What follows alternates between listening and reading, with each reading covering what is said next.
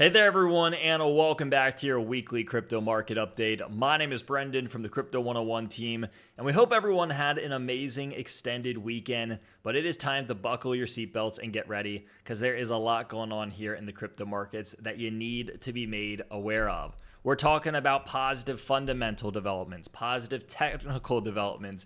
We are seeing adoption go through at levels that I don't think we have ever seen before. And of course, the supply is shrinking as the demand is increasing. And there's a whole lot of different things that we have to cover. So if there's any episode that you're going to tune into, I think that this is going to be one of the more important ones to paint the overall picture that I think that not only Bitcoin is heading, but the entire crypto and blockchain related space is heading maybe over the next couple of years. So if that interests you, make sure you hit the like and subscribe button. We are putting these out every single week. And of course, if you want more content, you can always go over to our Crypto 101 podcast YouTube channel, where we have all sorts of tutorials, podcast interviews, updates, you name it. We got a lot going on over there as well. So what in the world here is happening with Bitcoin? Well, I think the easiest way to answer this is by starting on the charts, right? This is where most people, this is what they care about, right? Are they making money? Are they losing money? And we can see that the crypto market across the board here is green on the day. Now, there's a little bit of a sell-off here on Friday. We saw Bitcoin pulling back down, and I'm going to pull it up here, to the 20-day moving average. We had tested this area 4 times since the pivot, right? We broke out, we bounced off of it. We broke out, we bounced off of it. Then we did this on 3 separate occasions, now making it nearly a 4th attempt to bounce off of this level once again. So a little bit of a sell-off into that 20-day moving average, but now Bitcoin is very quickly gaining traction, finding support, and pushing back up towards the all-time highs. Now, altcoins over here, they're doing pretty good as well. You have Ethereum up 4% on the day, Solana up 1.5%, XRP up 1%, Sui up 5%, Aerodrome up 2.5%. And as I scroll through the watch list on the right side of the screen, there are very few cryptocurrencies that are red on the day. And there's even projects that are up double digits over here like Virtuals. So the crypto market is seeing a pretty sharp recovery as things are moving, again, very quickly back to the upside. And the big question here is, why is this happening? Well, let's get into just a few of these headlines that I want to show you all. But here's a breaking piece of news. Cantor Fitzgerald officially launches a $2 billion Bitcoin-backed lending with First Loans. Now, this is a big deal because Cantor Fitzgerald needs no introduction. They are a giant from the traditional financial side of things, but even they're looking into the crypto space and saying, hey, we see the value over here. We want a piece of that pie, and we're going to be coming in hot with $2 billion. In fact, I think that the comment over here, the top one, says it best. Wall Street loves Bitcoin now, and everyone wants a piece of the pie, but it certainly doesn't stop there. Trump Media announced that they are going to be doing a $2.5 billion Bitcoin treasury deal using Crypto.com and Anchorage for custody. Again, what this means is that they are essentially going to be taking on the Michael Saylor strategy-like approach. Now, there's other names that are trying to do the same thing. We have Vivix, Strive Asset Management. They just raised $750 million to go out there and buy Bitcoin.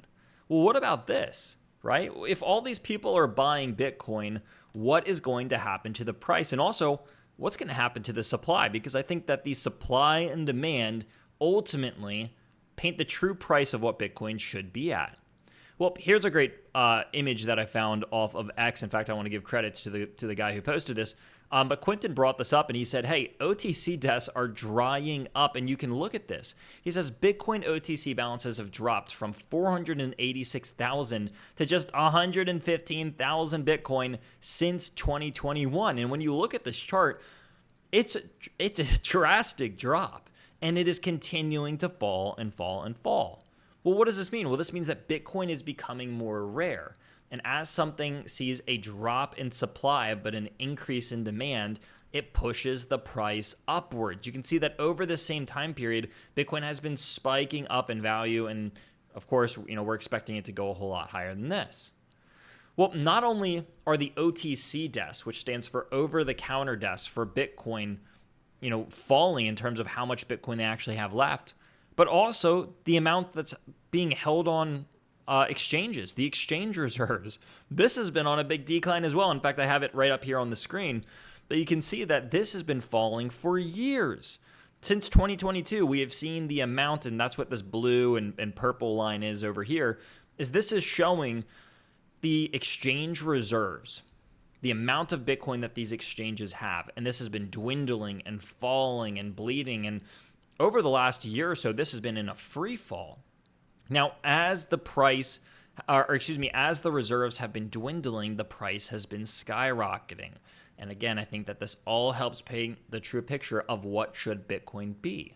So not only do we have Bitcoin being lost, we have the amount of Bitcoin created slowing down through the halving cycles. We have the OTC desks that are seeing their reserves dwindle. We're seeing exchanges with their reserves dwindling.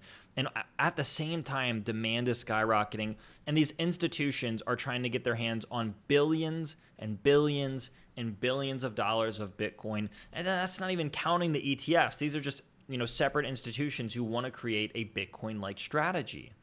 And so what this means is that this is something that could push the price of Bitcoin so much higher than I think a lot of us understand, right? A lot of us look at this and we say, hey, we're bullish on Bitcoin because of inflation or it's set supply or this and that, but we fail to look at all of these other factors.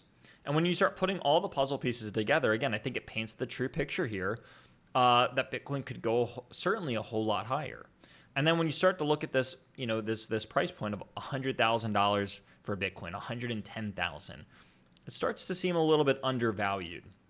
Now, let's look at some other big news that's happening here in the crypto space outside of Bitcoin, because this is huge. Circle just submitted their IPO filing for the New York Stock Exchange.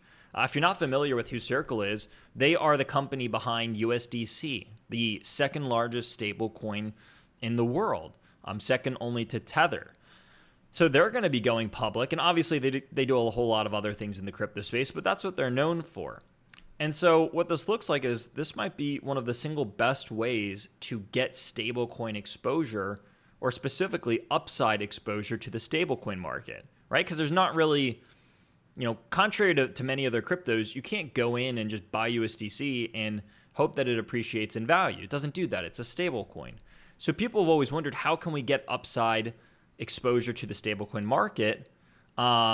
Because you can't just buy and hold a stablecoin and let it appreciate in price, because it doesn't do that.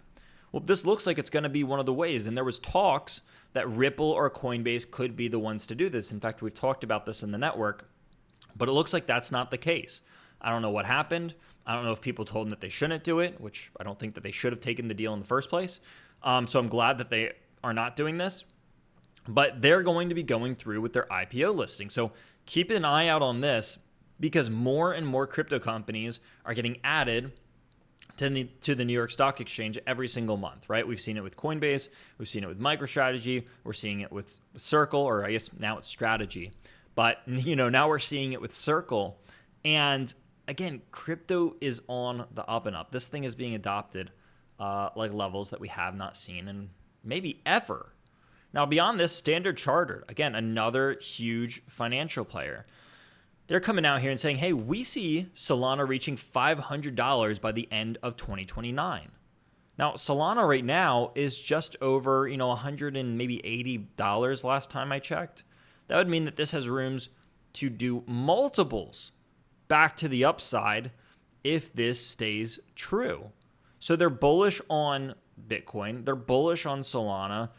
People are bullish on the crypto space as a whole. And here's another form of people saying, hey, we want altcoins and we want them to be here to stay.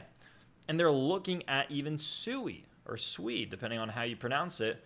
And 21 Shares, who's an ARC partner, they are filing for a SUI ETF with NASDAQ. So we have all these different ETF listings, and I wish I had the document pulled up. I think there's like 40 or 50 of them right now. It's crazy. But there's all these different cryptocurrency ETFs. Billions of dollars are being bought. The supply and the reserves for cryptocurrency are shrinking, and it can't keep up with the sheer level of demand that we're witnessing. So if you're here in the crypto markets and you're coming off the holiday and you're like, man, I want to hear something good. I want to hear something positive. What is happening behind the scenes? That's what's happening behind the scenes.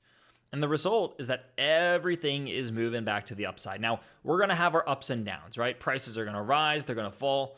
Crypto is notoriously volatile, and that's not going to change.